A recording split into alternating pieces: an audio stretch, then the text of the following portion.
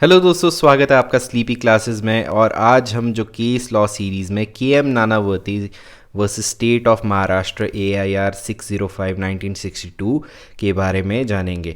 दोस्तों, ये बहुत ही ज़्यादा पॉपुलर केस रहा है उस टाइम का, और हमारे जैसी जनरेशन जो है 90s और 2000 की जो जनरेशन है वो इसको रुस्तम मूवी से बहुत ज़्यादा रिलेट कर पाती है, क्योंकि उस पे जो है 80% फैक्ट्स जो हैं इस केस के दिए गए हैं। अक्षय कुमार की मूवी है रुस्तम, ठीक है। अगर आपने देखी है तो बहुत अच्छी बात है, अगर नहीं देखी है तो आप देख सकते हैं, ठीक है। उसमें काफ़ी अच्छे तरीके से बताया गया है इस केस के बारे में, एक्सेप्ट द फैक्ट कि उसमें जो नेवी की जो इन्वॉल्वमेंट थी वो एक अलग से फैक्ट था, वो उसके बारे में इस केस का कुछ ज़्यादा लेना देना नहीं है। तो चलो थोड़ा सा ब्रीफली जानते हैं कि क्या है, और ब्रीफली जानने के बाद पॉलिटी से हमारे तीन कुछ ऐसे फैक्टर्स इससे निकल के आते हैं, ठीक है। वो जानना बहुत ज़रूरी है कि क्यों वो फैक्टर्स इकट्ठे क्या हैं, ठीक है। उसके बारे में भी थोड़ा डिस्कशन करेंगे। तो केस को ब्रीफली जानते हैं। देखिए कि के एम नानावती जो है बहुत ज़्यादा एक इनफेमस इंडियन कोर्ट में ट्रायल था, ठीक है। और के एम जो है कवास मानिकशा नानावती, इनका फुल नाम था। 2003 में इनकी डेथ हो गई थी। एक पारसी थे और एक कमांडर थे इंडियन नेवी के साथ, और ये अपनी मुंबई में सिल्विया जो है एक इंग्लिश बॉर्न उनकी वाइफ थी, और उनके 3 बच्चे जिनमें 2 लड़के और एक डॉटर थी, ठीक है। अब केस में क्या है कि के एम नानावती को जो है ट्राई किया गया था और चार्जेस थे मर्डर करने के, ठीक है जी। प्रेम आहूजा जो कि सिल्विया के जो वाइफ के लवर हैं, ठीक है। अब इनिशियली जो है ज्यूरी ने जो है नानावती को बोला था कि नहीं, ये गिल्टी नहीं है, और ज्यूरी की वर्डिक्ट को फिर अल्टीमेटली बॉम्बे हाई कोर्ट ने जो है खारिज कर दिया था। 11 मार्च 1960 को हाई कोर्ट ने जो है नानावती को गिल्टी माना था किलिंग ऑफ आहूजा में, और उनको सेंटेंस किया गया था लाइफ इम्प्रिजनमेंट में, ठीक है। और इसके बाद ही उन्होंने 2 चीज़ें करी थी नानावती ने। एक तो स्पेशल लीव पिटिशन, ठीक है जी, SLP डाली थी, ठीक है। और साथ में ही उन्होंने एप्लीकेशन भी डाल दी थी गवर्नर को आर्टिकल 161 के अंतर्गत। इसको भी हम पढ़ेंगे कि ये क्या होता है, ठीक है। और फिर क्या हुआ उसके बाद, देखिए कि सस्पेंड कर दिया था आपका जो गवर्नर का जो सेंटेंस है उसको विद इन आवर सस्पेंड कर दिया था। और कुछ मंथ्स लेटर सुप्रीम कोर्ट ने जो है गवर्नर के ऑर्डर को सस्पेंड कर दिया और नानावती को प्रिजन भेज दिया, ठीक है।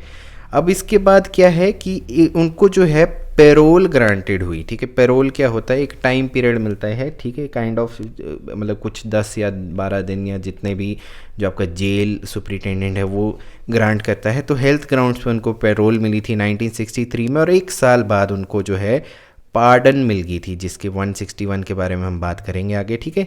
और उस टाइम पे जो बॉम्बे गवर्नर थे, जो कौन थी, जवाहरलाल की सिस्टर थी विजय लक्ष्मी पंडित, उन्होंने ये इनको जो है पार्डन किया था, ठीक है जी।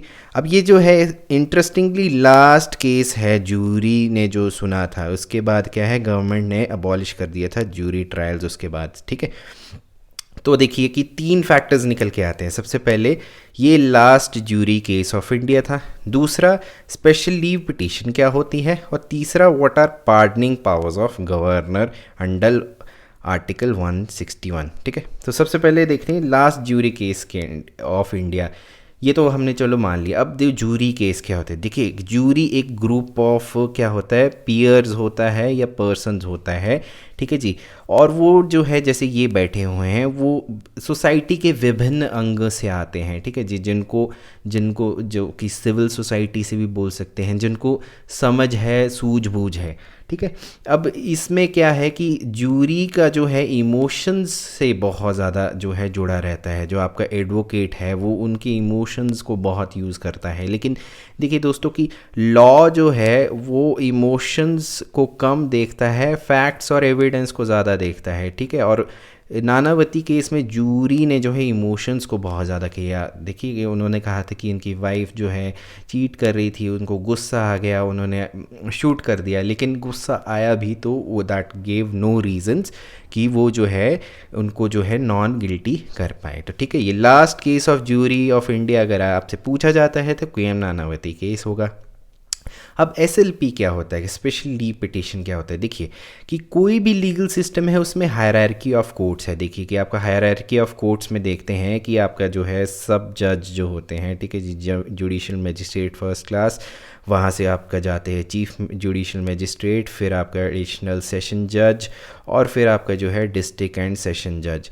अब इसके बाद क्या होता है कि हर जजमेंट पास करने के बाद जो लोअर कोर्ट के बारे में अभी बात करी है, ठीक है, वो एक हायरार्की से एक पार्टी से वो दूसरी पार्टी अगर वो एग्रीव्ड है या उनको अनसेटिस्फाइड हैं तो वो क्या है अपील कर सकते हैं एपेलेट कोर्ट में, जो कि इंडिया में क्या है हाई कोर्ट होता है। तो देखिए डिस्ट्रिक्ट एंड सेशन जज या फिर इनकी आपकी कोई भी लोअर कोर्ट से आप अनसेटिस्फाइड हैं तो हाई कोर्ट में आप अपील कर सकते हैं। तो अब देखिए कि इन्होंने क्या है नानावती केस में इन्होंने जो है स्पेशल लीव पिटीशन डाल दी थी, ठीक है जी। अब देखिए कि अब अपेलेट कोर्ट डिसीजन से भी अगर आप संतुष्ट नहीं है, जैसे कि हाई कोर्ट में अभी उन्होंने बोला था कि नहीं आप यू आर गिल्टी, तो उन्होंने हाँ सुप्रीम कोर्ट में भी, ठीक है, इस तरीके से आप डाल सकते हैं, हाई कोर्ट में भी जा सकते हैं, सुप्रीम कोर्ट में भी डाल सकते हैं। अब इसकी गाइडलाइंस जो है आर्टिकल 132 से लेके 136 में दी हुई है, ठीक है जी। और 136 कहता है कि सुप्रीम कोर्ट के पास special leave to appeal against any judgment in order of any matter और केस, कोई भी जजमेंट या कोई भी मैटर या केस हो उस पर सुप्रीम कोर्ट की अथॉरिटी है, ठीक है जी, चाहे वो कोई भी कोर्ट हो या ट्रिब्यूनल हो कंट्री पे, ठीक है जी। और सुप्रीम कोर्ट के पास एब्सोल्यूट पावर है इंटरप्रिटेशन ऑफ कॉन्स्टिट्यूशन की, तो अल्टीमेट गार्डियन जो है सुप्रीम कोर्ट ही है। तो ये एसएलपी भी डाली थी उन्होंने, ठीक है। साथ में आपने 161 के अंतर्गत भी डाली थी। अब 161 क्या है वो देखिए, पार्डनिंग पावर्स दी हुई हैं गवर्नर के अंतर्गत 161 के अंतर्गत। तो इसमें क्या कहते हैं, power of governor to grant pardons, ठीक है जी, जिसमें ये रिमिट कर सकते हैं, कम्यूट कर सकते हैं, ठीक है जी। अब इसमें क्या लिखा है, to grant pardons, reprieve, respite, remission of punishment और suspend, remit, commute and sentence, ठीक है। तो मतलब ये आपके पास पावर भी है, ठीक है। सिमिलर पावर जो है प्रेसिडेंट ऑफ इंडिया के पास भी है, बेसिकली प्रेसिडेंट ऑफ इंडिया के पास भी है और सिमिलरली गवर्नर के पास भी है, ठीक है। ये डिसेंट्रलाइजेशन पावर्स पे आ सकते हैं। तो बताइए कि प्रेसिडेंट ऑफ इंडिया के पास ये सेम पावर जो है कौन से आर्टिकल में आती है, ठीक है दोस्तों। तो दोस्तों ये था जो है हमारे 3 फैक्टर्स निकल के आते हैं केएम नानावती केस के बारे में, ठीक है। और अगर आपके पास थोड़ा टाइम हो तो रुस्तम मूवी देखिए, वहाँ से आपको बहुत ज़्यादा अच्छे तरीके से इसके बारे में पता चलेगा। तो आपसे फिर से मुलाकात होगी, तब तक के लिए टेक केयर, नमस्कार, बाय बाय।